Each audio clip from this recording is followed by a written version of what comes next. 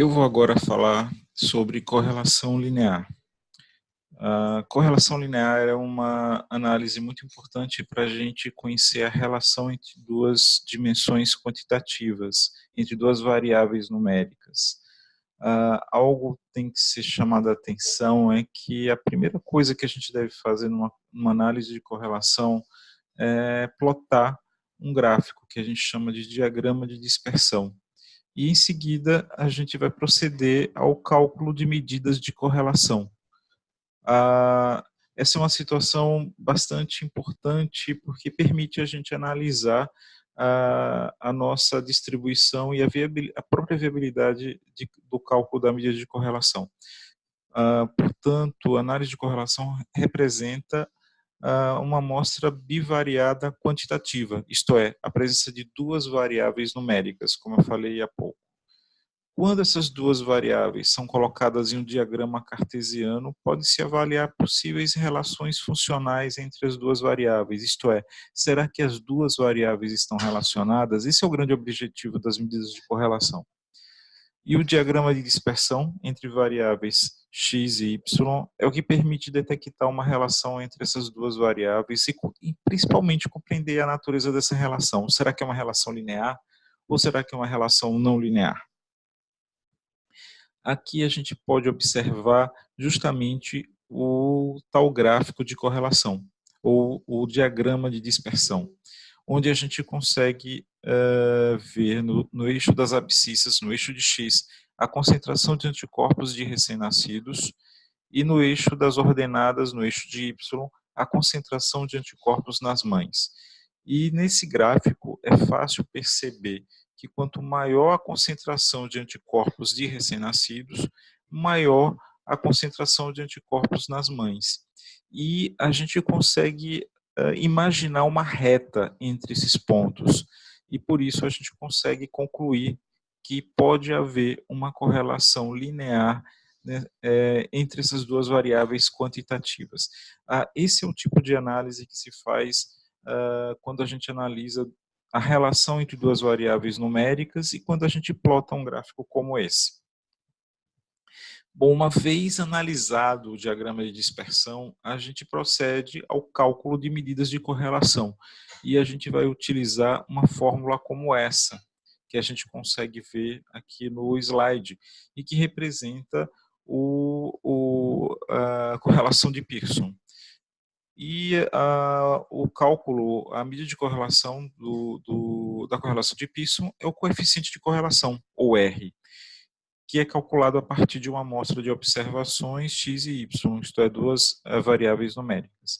E o resultado dessa fórmula é um número que, em geral, varia de -1 a +1, podendo passar pelo zero.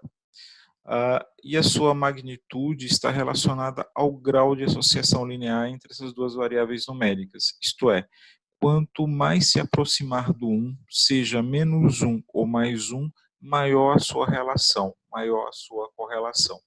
Quanto mais essa medida se aproximar de zero, menor a relação, menor a correlação entre essas duas grandezas quantitativas.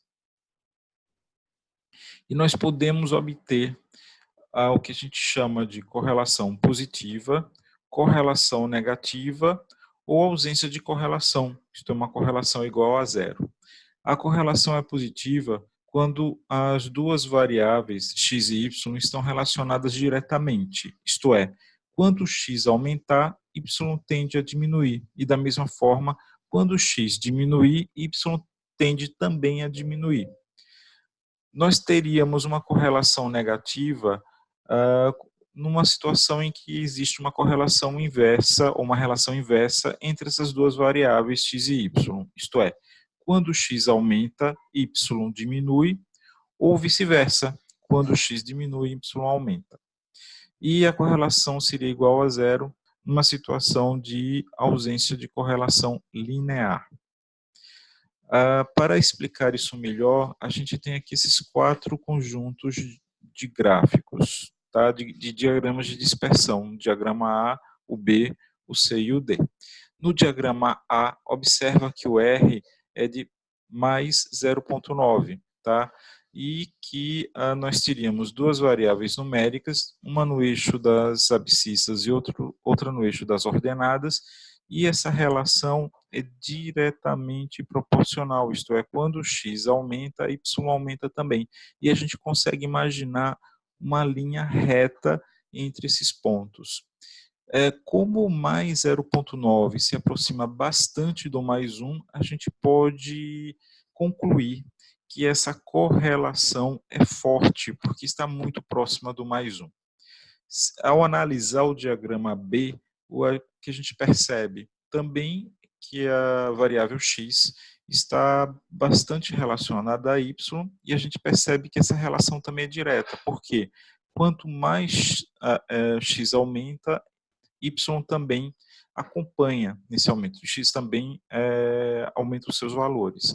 E a gente também consegue imaginar uma linha reta entre esses pontos.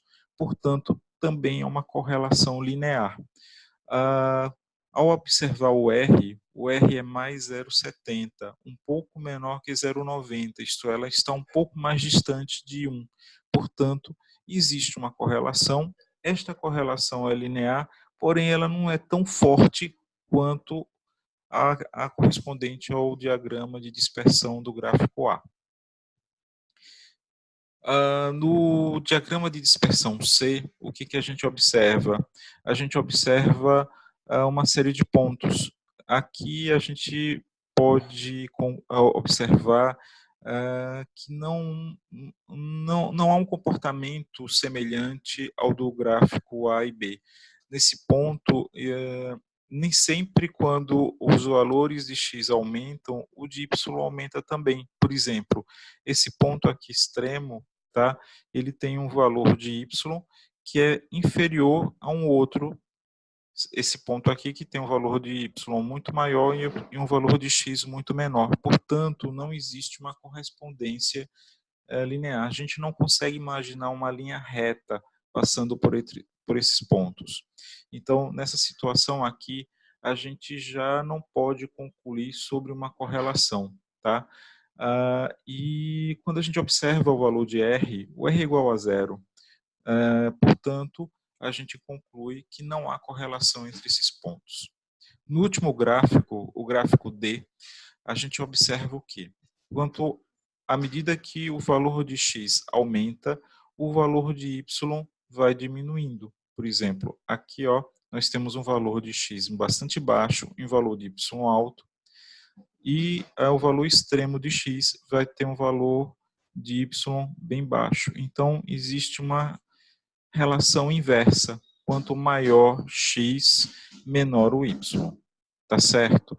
Então, é obrigatório a gente avaliar o R, e quando a gente analisa o valor de R, a gente percebe que o R tem um valor negativo, de menos 0,9. Isto é, ele se aproxima bastante do menos 1. E ao se aproximar bastante do menos 1, a gente conclui que também existe uma correlação forte, mas que, diferente do gráfico A, esta correlação é negativa, porque existe uma relação inversa entre as duas variáveis. Bom, voltando ao assunto da relação linear, nem todas as relações são lineares. A gente pode ter relações não lineares e muitas vezes relações fortes não lineares, como a que está no gráfico que vocês podem observar. Então, nós temos aqui um gráfico de x e y, dois valores quantitativos, onde a gente consegue imaginar uma linha, mas essa linha não é reta, essa linha é curva. Tá? Então, existe uma correlação entre x e y, uma correlação não linear. E quando a gente observa o R é igual a zero. Então, nós podemos nos deparar com correlações fortes. Agora, só que se essas correlações não forem lineares, as medidas de correlação podem não mostrar essa força.